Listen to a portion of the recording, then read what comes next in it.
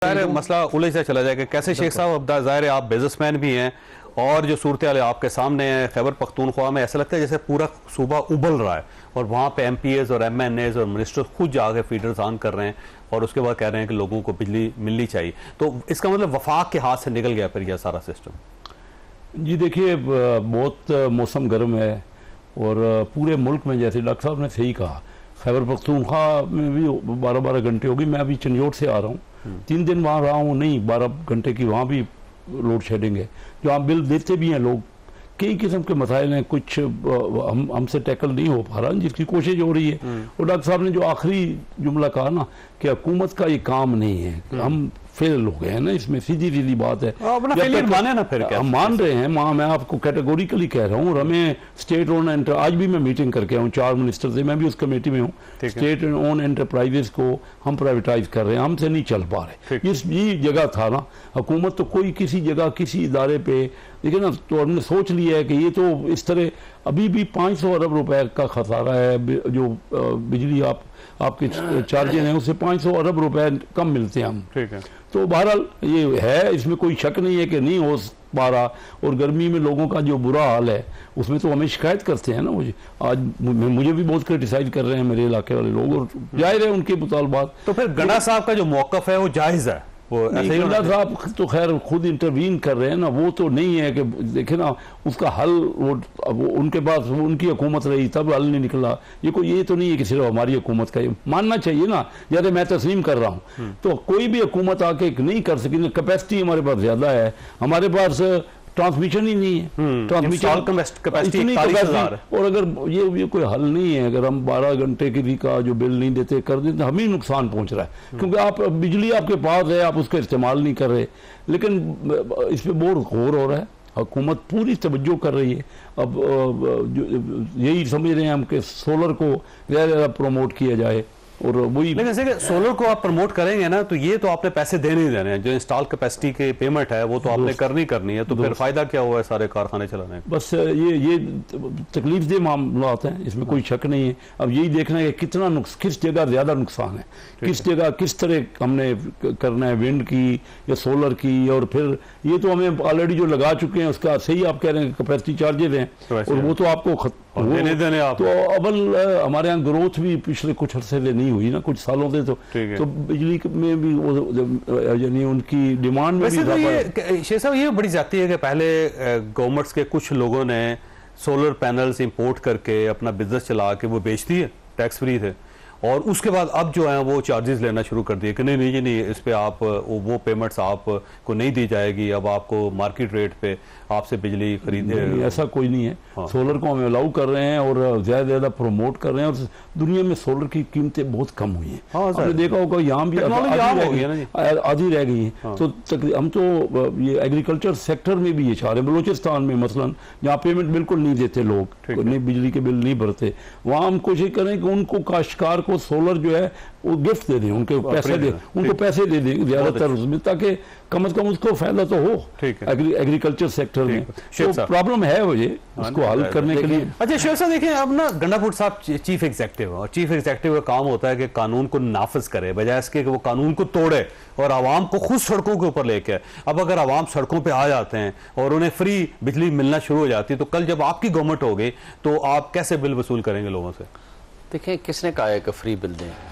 आपने बड़ी खूबसूरत बात की। मैंने यही वाला सवाल यहाँ लिखा होता, मैंने कहा कितनी जाहिलाना पॉलिसी बनाई है कि आप 4 बंदे रहते हैं, 2 बंदे या 3 बंदे बिल दे रहे हैं, एक बंदा या 2 नहीं दे रहे, और सजा आप 4 को दे रहे हैं, और 22 वसूल करके दें। हाँ, और 22 घंटे किसी इंसान को आज के जमाने में बिजली के बगैर आप उनको बिठा रहे हो।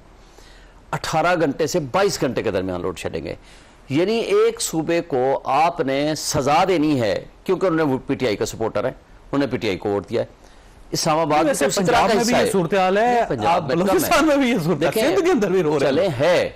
मगर शेख साहब खुद बता रहे हैं कि जी 12-12 घंटे है।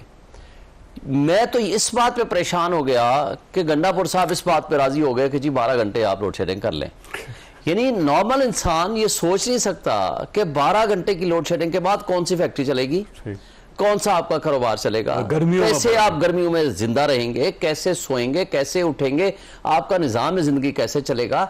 इसके लिए बजाय इस बात के SIFC हर काम के लिए बैठी हुई है, आपकी कैबिनेट्स बैठी हुई है, आपके चारों सूबाई मिनिस्टर्स को बिठाएं, चीफ मिनिस्टर्स को, प्राइम मिनिस्टर बीच में बैठे, आप इसका हल निकालें ना। लेकिन सर उसका ये हल कहां से है? सूबों ने करने हैं, याद देखें, सूबों ने नहीं करनी। 335 करोड़ रुपए देने फेडरल गवर्नमेंट, ये फेडरल गवर्नमेंट का सब्जेक्ट है।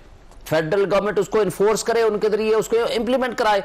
मुझे आप बता दें, 1600 अरब रुपए आपने दबाए हुए हैं KP के, वो तो आप देने को तैयार नहीं है। आपको ये डंडा जरूर नजर आ रहा है कि जी वहां रेवेन्यू लॉस है। भाई लॉस है, आपके एक एंटिटी का लॉस है, आप उसको इंप्रूव करो, उसके अंदर एक पॉलिसी बनाएं चारों सूबों में, उसको एग्जीक्यूट कराएं। ये कौन सा तरीका है कि एक सूबे को आप 22 घंटे के लिए बिजली से महरूम कर दें, सिवाय सिर्फ इस बात के कि वो आप उसको उसके जो हक है वो भी ना दें, और उसको इस बात की सजा दें कि जनाब तुम PTI के हो, लिहाजा आज तक। अच्छा जी, पुलिस शेख साहब कह रहे हैं जी इन्वॉल्व नहीं होती। भाई पुलिस को आपने इन्वॉल्व होने जोगा छोड़ा है? मुझे बता दें, मैं आपके सामने बैठा हूं, पिछले फ्राइडे को हमने एक प्रेस क्लब के सामने एहतजाज किया। ठीक है, आप पे FIR होगी। FIR क्या हुई? मैं आपको FIR की कहानी बताऊं। एक तो 10 बंदे गिरफ्तार हो गए हमारे। मेरा अपना भतीजा वकील है, वो गिरफ्तार हो गया, आज जमानत होगी, अभी तक बाहर नहीं आए। वो क्या होता है मुझे बता दें। FIR में क्या दफे हैं? जहां से हम शुरू हुए पूरे मीडिया के सामने, शुक्र है कि हम प्रेस क्लब के सामने थे, किसी ऐसी जगह पे नहीं थे। जहां से हमारी रैली शुरू होती है, आधे घंटे में खत्म होती है, प्रेस क्लब के सामने हम बिल्कुल पुरअमन तरीके से वहां खड़े हैं। हमारे ऊपर घेरा डाला गया, हमारे लोगों को गिरफ्तार कर लिया गया। दहशतगर्दी, डकैती, इक़दाम कत्ल 324, 395, 788, बाकी भी कुछ 15-20 और उनकी ये पर्चा है। यानी अगर आपने पुलिस को लोगों की चादर चार दीवारी की पामाली, तो देखिए दो लोगों के ऊपर जुल्म करना, एक तो आपके ऊपर आर्टिकल 6 लगा, बस वो बच गया है, और दूसरा 17 किलो हीरोइन ही डली। ये दो काम बच गए हैं बहरहाल। लेकिन मुझे ये बताएं, 3 महीने में ये 6ठी FIR है मेरे खिलाफ, बाकियों को छोड़ दें। मैं यहाँ का इलेक्टेड MNA हूँ, ये अलग बात है। कठपुतलियों को जिस तरह मुसल्लत किया गया, वो हम उसकी तफसील आपने हल किया आज वहाँ सुप्रीम कोर्ट जी। फॉर्म 45 लेके हम घूम रहे हैं, और पता नहीं ये ना हो कि फॉर्म 45 के हम अपने बहाल होकर आए तो अगले दिन ये डिसॉल्व ही हो जाए। हमें लग यही रहा है असेंबली डिसॉल्व हो जाए, असेंबली डिसॉल्व, फिर फॉर्म 45 लेके घर चले जाए, फिर नए तरीके से वो फॉर्म 45 वहीं के वहीं रह जाए। एक बात बता दें, पुलिस को इन्होंने सिखा ये दिया है किस तरह चादर चार दीवारी की पामाली करनी है, किस तरह लोगों को उठाना है, किस तरह बेईमानी करनी है, किस तरह बदमाशी करनी है, किस तरह लोगों के घरों के ऊपर अटैक करना है। आपने उनको कानून की रखवाली तो सिखाई नहीं है, और हमारी एस्टेब्लिशमेंट पुलिस को कहां इस्तेमाल कर रही है। और ये जो कठपुतली लोग बैठे हुए हैं, KPK में आपकी तीसरी गवर्नमेंट है, वहां पे पुलिस को मुख्तलिफ होना चाहिए था। हमारी पुलिस, एक बात बताऊं, हमारी पुलिस जब हमने दुरुस्त की थी वो बेहतरीन पुलिस थी। ठीक है, आज भी हम दोबारा उनको ट्रैक में वापस लाने की कोशिश कर रहे हैं, मगर जिस अंदाज से इन्होंने हरकतें की। आपकी जो पुलिस है जब FIR काटती है तो फजल अलाई जो MP है, जिसने जाके फीडर ऑन करके वहां 4 पहिए डाल के लेट गया था, उसका नाम FIR में देती। इतनी एफिशिएंट है वैसे पुलिस में। ब्रेक लेने दे खान साहब, आपके पास सवाल छोड़ के जा रहा हूं कि हल क्या है इसका। छोटी सी ब्रेक और ब्रेक के बाद दोबारा।